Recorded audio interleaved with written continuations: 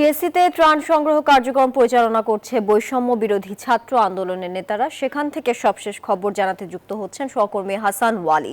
ওয়ালি, ত্রাণ সংগ্রহ কার্যক্রম কেমন চলছে এই মুহূর্তে জানাবেন।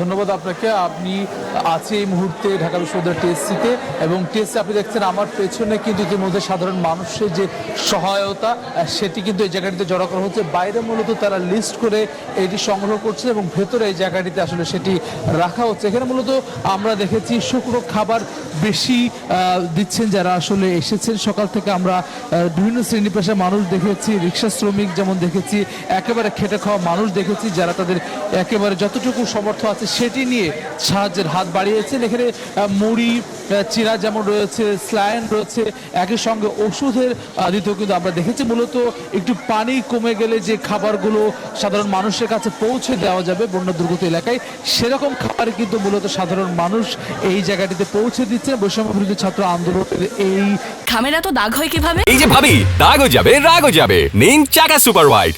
ত্রাণ কার্যক্রমে এবং সেটি কিন্তু তাদেরকে পৌঁছে দেওয়ার জন্য তারা ব্যবস্থা নিচ্ছেন। আমরা খেজুর দেখছি, খেজুর, পর্যাপ্ত পরিমাণে স্লাইন, খাবার, পানি, যেসব মূলত শুকনো খাবার যেগুলো আসলে তাদের কাছে পৌঁছালে অনেক সময় নিয়ে অল্প করে খেতে পারবে বা একেবারেই যারা একেবারে পানিবন্দী অবস্থায় রয়েছেন তাদের কাছে পৌঁছানো যাবে এমন খাবারে কিন্তু মূলত সরবরাহ করছেন।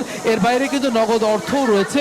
যারা আসলে এই জায়গাটিতে আসছেন তারা নগদ অর্থ দিয়েও সহায়তা করছেন, এবং একই সঙ্গে অনেকে ব্যক্তি উদ্যোগে সামাজিক পর্যায়ে এবং একই সঙ্গে অনেকে অন্যদের কাছ থেকে আসলে এই সংগ্রহ করে এই জায়গাটিতে বৈষম্য বিরোধী ছাত্র আন্দোলনের যে কার্যক্রম এটিতে আসলে তারা পৌঁছে দিচ্ছে। সব মিলে এখন যেহেতু পানি রয়েছে, পানি কিছুটা কমলে পরে বৈষম্য বিরোধী ছাত্র আন্দোলনের পক্ষ থেকে এটি পৌঁছে দেওয়া হবে বন্যা দুর্গত এলাকায়। ওয়ালি, আপনাকে ধন্যবাদ যুক্ত থাকার জন্য।